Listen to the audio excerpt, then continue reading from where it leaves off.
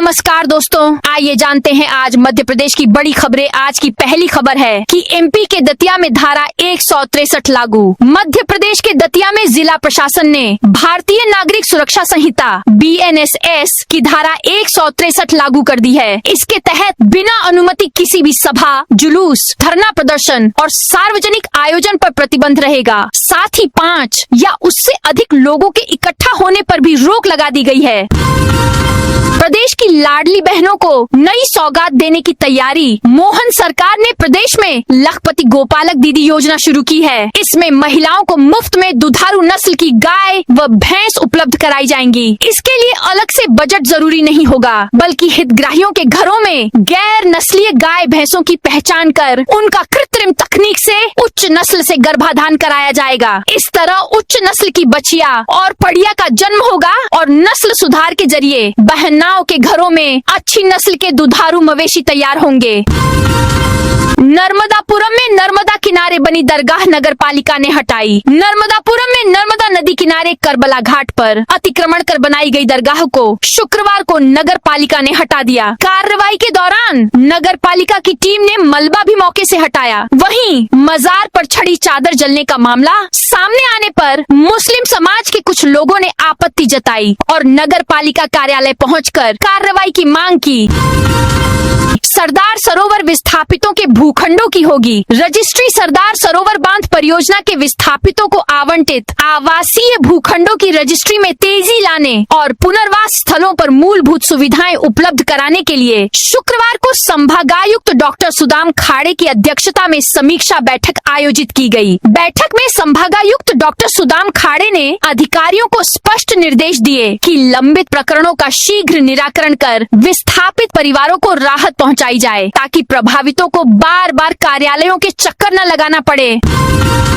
मध्यम वर्गीय परिवारों के लिए खुशखबरी। एमपी के ग्वालियर शहर में बेघर और मध्यम वर्गीय परिवारों के लिए खुशखबरी है। प्रधानमंत्री आवास योजना के तहत मानपुर में जल्द ही 1675 नए और आधुनिक आवासों का निर्माण होने जा रहा है। इस महापरियोजना की सबसे बड़ी रुकावट अब दूर हो चुकी है। योजना को राज्य स्तरीय तकनीकी समिति से लेकर केंद्र सरकार की CSSE कमेटी तक से फाइनल अप्रूवल मिल चुका है।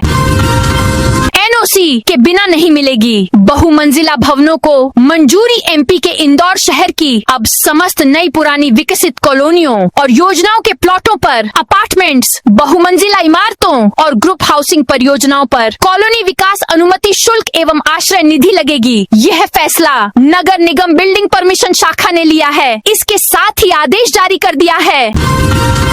महाकाल मंदिर की संपत्ति पहली बार आई सामने। उज्जैन स्थित विश्व प्रसिद्ध श्री महाकालेश्वर मंदिर समिति हर वर्ष श्रद्धालुओं से प्राप्त नकद और ऑनलाइन दान का ब्यौरा सार्वजनिक करती रही है, लेकिन पहली बार मंदिर समिति की कुल वित्तीय और स्थायी संपत्तियों की तस्वीर सामने आई है। समिति के पास वर्तमान में करीब 472 करोड़ रुपए की फिक्स्ड डिपॉजिट FD, लगभग 90 एकड़ बेशकीमती जमीन और सोना चांदी पर्याप्त मात्रा में है।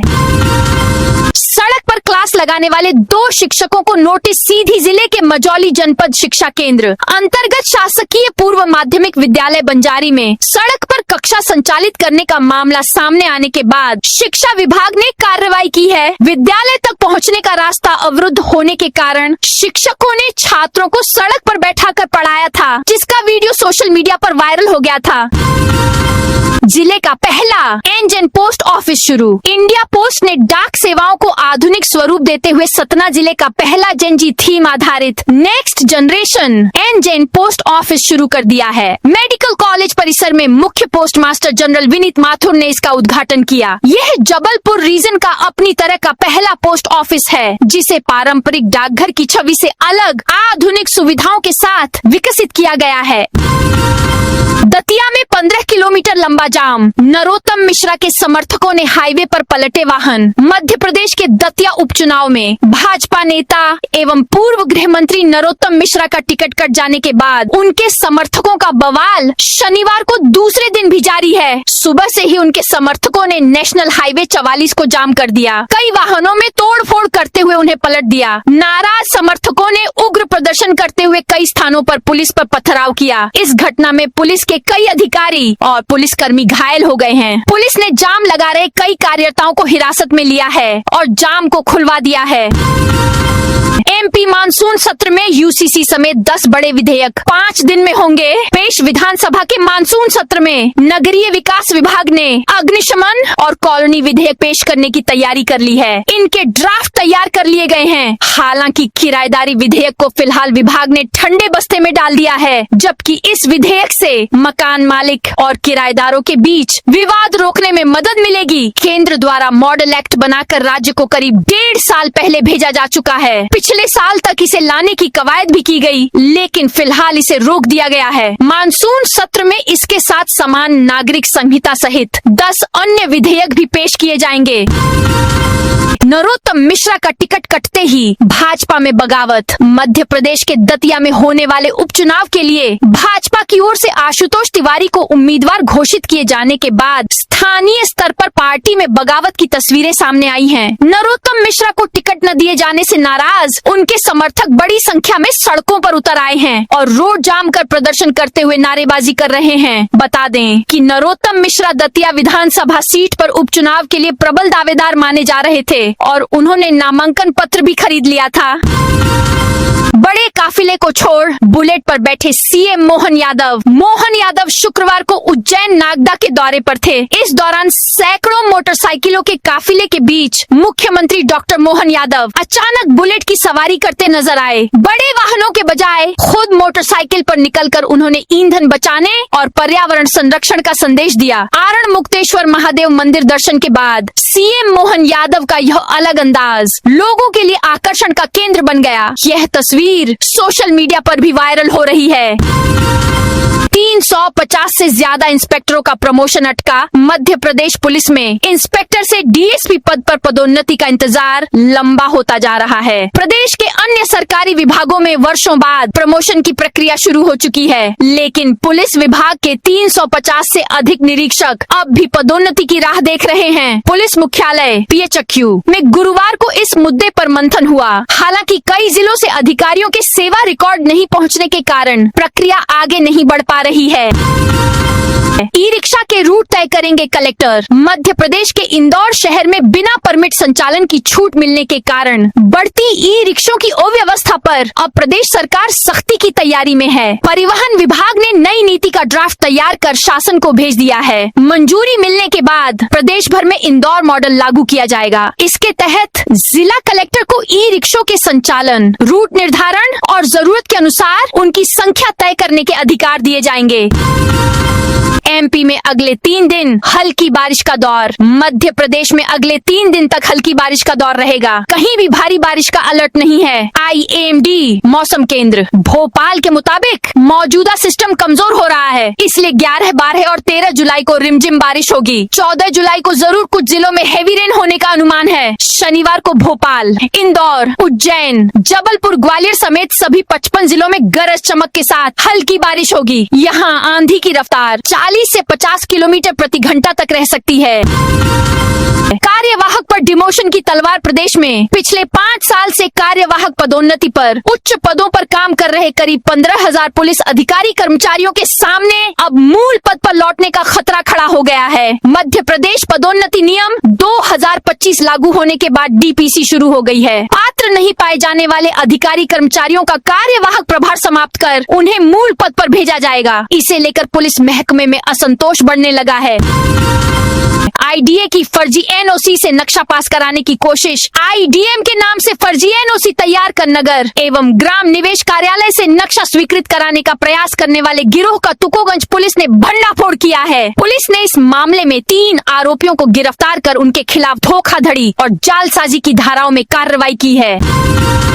गड्ढों और जलभराव पर हाईकोर्ट का कड़ा रुख। इंदौर शहर में बारिश में गड्ढों और जलभराव को लेकर मध्य प्रदेश हाईकोर्ट ने एक बार फिर सख्त रुख अपनाया है। हाईकोर्ट की इंदौर बेंच ने दायर विभिन्न जनहित याचिकाओं पर सुनवाई करते हुए राज्य शासन और नगर निगम से जवाब तलब किया है। कोर्ट ने मामले की गंभीरता को देखते हुए संबंधित अधिकारियों को अगली सुनवाई में उपस्थित रहने के निर्देश दिए हैं। राम मंदिर चढ़ावा विवाद पर कांग्रेस का हमला। अयोध्या के राम मंदिर में चढ़ावा चोरी और वित्तीय अनियमितताओं के आरोपों को लेकर कांग्रेस ने केंद्र सरकार और भाजपा पर तीखा हमला बोला है। इंदौर में आयोजित पत्रकार वार्ता में कांग्रेस के मध्य प्रदेश प्रभारी हरीश चौधरी ने कहा कि करोड़ों श्रद्धालुओं की आस्था से जुड़े इस मामले की निष्पक्ष जांच सुप्रीम कोर्ट की निगरानी में कराई जानी चाहिए। पीसीसी चीफ के भाई हिरासत में, पूछताछ के बाद छोड़ा इंदौर पुलिस ने कांग्रेस के प्रदेश अध्यक्ष जीतू पटवारी के छोटे भाई कुलभूषण उर्फ नाना पटवारी को ड्रग सप्लाई से जुड़े मामले में हिरासत में लिया है। पुलिस का दावा है कि ब्राउन शुगर के साथ पकड़े गए 2 आरोपियों से पूछताछ में नाना का नाम सामने आया। इसके बाद पुलिस ने उन्हें गुरुवार दोपहर हिरासत में लिया। देर रात उन्हें पूछताछ के बाद छोड़ दिया गया। कांग्रेस ने कार्रवाई को राजनीतिक प्रतिशोध बताते हुए सरकार पर विपक्ष की आवाज दबाने का आरोप लगाया है।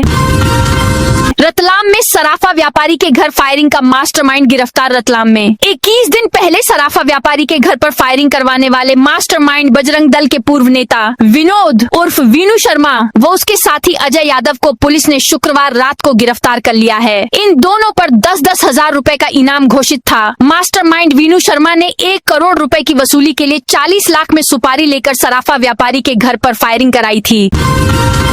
क्राइम ब्रांच की गिरफ्त में 10-10 हजार के इनामी बदमाश। इंदौर क्राइम ब्रांच ने मंदसौर से 10-10 हजार के 2 इनामी बदमाशों को गिरफ्तार किया। लंबे समय से इनकी तलाश की जा रही थी। टीम को मंदसौर में इनकी लोकेशन मिली और दबिश देकर उन्हें धर दबोचा। DCP crime branch Indore Rajesh Kumar Tripathi ने बताया कि एनडीपीएस एक्ट के मामले में क्राइम ब्रांच ने पूर्व में खालिद हुसैन पिता मुबारक हुसैन, नदीम खान पिता अजीज खान को लगभग 151 ग्राम एमडी ड्रग्स के साथ गिरफ्तार किया था।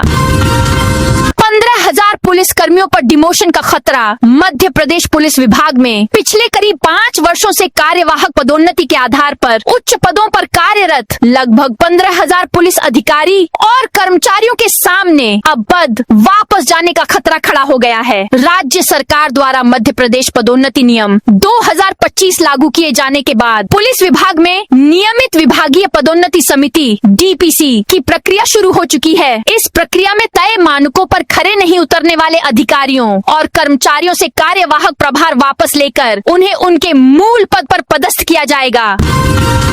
भोपाल के ज्यादा हीट एरियो की मैपिंग, लू से बचाएंगे बढ़ती गर्मी और लू के खतरे से भोपाल शहर को सुरक्षित बनाने के लिए शुक्रवार को एक महत्वपूर्ण उपलब्धि हासिल हुई। भारत सरकार के आवासन एवं शहरी कार्य मंत्रालय की पहल पर national institute of urban affairs NIUA और भोपाल नगर निगम के बीच MOU साइन हुए। निगम कमिश्नर संस्कृति जैन और NIUA की ओर से निदेशक डॉक्टर डेबोलिना कुंडू ने हस्ताक्षर किए। एक पेड़ मां के नाम 3.0 CM होंगे शामिल। मंत्री कैलाश विजयवर्गीय ने घोषणा की है कि प्रधानमंत्री नरेंद्र मोदी के आह्वान पर चलाए जा रहे एक पेड़ मां के नाम 3.0 अभियान के तहत इस वर्ष इंदौर और आसपास के क्षेत्रों में 21 लाख पौधे लगाए जाएंगे और 51,000 जल संचयन संरचनाओं का निर्माण किया जाएगा। IDA की फर्जी NOC से नक्शा पास कराने की कोशिश। IDM के नाम से फर्जी NOC तैयार कर नगर एवं ग्राम निवेश कार्यालय से नक्शा स्वीकृत कराने का प्रयास करने वाले गिरोह का तुकोगंज पुलिस ने भंडाफोड़ किया है। पुलिस ने इस मामले में 3 आरोपियों को गिरफ्तार कर उनके खिलाफ धोखाधड़ी और जालसाजी की धाराओं में कार्रवाई की है। हरदा में योगमाया शर्मा महिला मोर्चा जिलाध्यक्ष नियुक्त भारतीय जनता पार्टी महिला मोर्चा की प्रदेशाध्यक्ष अश्विनी परांजपे राजवाड़े ने पार्टी के प्रदेशाध्यक्ष हेमंत खंडेलवाल की सहमति से प्रदेश के 22 जिलों में महिला मोर्चा जिलाध्यक्षों की घोषणा की है। इसी क्रम में हरदा से योगमाया शर्मा को महिला मोर्चा का जिलाध्यक्ष मनोनीत किया गया है। बैहर में सरकारी योजनाओं की धीमी प्रगति पर भड़के कलेक्टर बालाघाट के कलेक्टर मृणाल मीणा ने शुक्रवार को शिक्षा विभाग और जनजातीय कार्य विभाग की संयुक्त समीक्षा बैठक ली। बैठक में विभिन्न सरकारी योजनाओं और शैक्षणिक गतिविधियों की प्रगति की समीक्षा की गई। इस दौरान बैहर विकास खंड में शैक्षणिक योजनाओं की बेहद कमजोर और धीमी प्रगति सामने आने पर कलेक्टर ने गहरी नाराजगी जताई। उन्होंने संबंधित अधिकारियों को कड़ी फटकार लगाते हुए स्पष्ट चेतावनी दी कि काम में किसी भी तरह की लापरवाही बर्दाश्त नहीं की जाएगी। 10 स्कूली बसों पर 60,000 जुर्माना। मुरैना में स्कूली बच्चों की सुरक्षा को लेकर मुरैना यातायात पुलिस ने विशेष अभियान शुरू किया है। पुलिस अधीक्षक धर्मराज मीणा के निर्देश पर चल रहे 10 दिवसीय स्कूल बस जांच अभियान के तहत गुरुवार को 20 से अधिक स्कूल बसों की जांच की गई। नियमों का उल्लंघन मिलने पर 60,000 रुपये के चालान किए गए। किसान संघ 12,000 पौधे लगाएगा। भारतीय किसान संघ शाजापुर जिले की बैठक शुक्रवार को शाजापुर की नई कृषि उपज मंडी स्थित किसान भवन में हुई। इसमें संगठन के आगामी कार्यक्रमों की रूपरेखा तय की गई। कार्यकर्ताओं से संगठन विस्तार और किसानों से सक्रिय संपर्क बढ़ाने का आह्वान किया गया। सोशल मीडिया पर हिंदू देवी देवताओं पर कथित टिप्पणी का आरोप। शिवपुरी में सोशल मीडिया पर हिंदू देवी देवताओं और हिंदू समाज की बेटियों को लेकर कथित आपत्तिजनक टिप्पणी के मामले में पुलिस ने कार्रवाई करते हुए आरोपी अमर खान निवासी घोसीपुरा को गिरफ्तार कर लिया। फिजिकल थाना पुलिस ने उसके खिलाफ मामला दर्ज किया। गिरफ्तारी के बाद आरोपी को न्यायालय में पेश किया गया। इस दौरान पुलिस सुरक्षा के बीच उसका पैदल जुलूस भी निकाला गया। मऊगंज में गौशालाओं में 50 करोड़ के घोटाले का आरोप। मऊगंज जिले में गौशालाओं के संचालन और गोवंश के संरक्षण के नाम पर करोड़ों रुपए का घोटाले का मामला सामने आया है। नाम छापने की शर्त पर शिकायतकर्ता ने कहा कि कागजों पर गायों की फर्जी संख्या बढ़ाकर सरकार से भारी भरकम अनुदान हड़पा गया है। इस मामले में पशुपालन विभाग के तत्कालीन उप संचालक J.L. साकेत कुछ संचालकों और बिचौलियों की भूमिका पर सवाल उठ रहे हैं। रतलाम एसएसपी ऑफिस में रात भर चली रिकॉर्ड की पड़ताल के बाद 264 आरक्षकों को मिला प्रमोशन। मध्य प्रदेश पुलिस में वर्षों से लंबित नियमित पदोन्नति प्रक्रिया मुख्यमंत्री मोहन यादव के निर्देश के बाद निर्णायक दौर में पहुंच गई है। पुलिस मुख्यालय ने प्रदेश भर के करीब 20,000 पुलिस कर्मियों के रेगुलर प्रमोशन की प्रक्रिया 48 घंटे में पूरी करने के निर्देश दिए थे। उच्च शिक्षा विभाग में सहायक संचालक की भर्तियां। लंबे समय बाद उच्च शिक्षा विभाग ने सहायक संचालक असिस्टेंट डायरेक्टर के रिक्त पदों के लिए भर्तियां निकाली है। इसे लेकर मध्य प्रदेश लोक सेवा आयोग MPPSC ने विज्ञापन जारी कर दिया है, जिसमें 3 पदों के लिए आवेदन मांगवाए हैं। पंजीयन की प्रक्रिया 17 जुलाई से शुरू की जाएगी। महीने भर के भीतर अभ्यर्थियों को आवेदन करना है। बिना लेट फीस 16 अगस्त तक फॉर्म स्वीकार किए जाएंगे। 2023 के बाद आयोग ने सहायक संचालक पद पर भर्तियां निकाली है। इसके लिए लिखित परीक्षा और इंटरव्यू की प्रक्रिया रखी जाएगी। सहायक संचालक के 3 में से एक सामान्य OBC और ST पद है।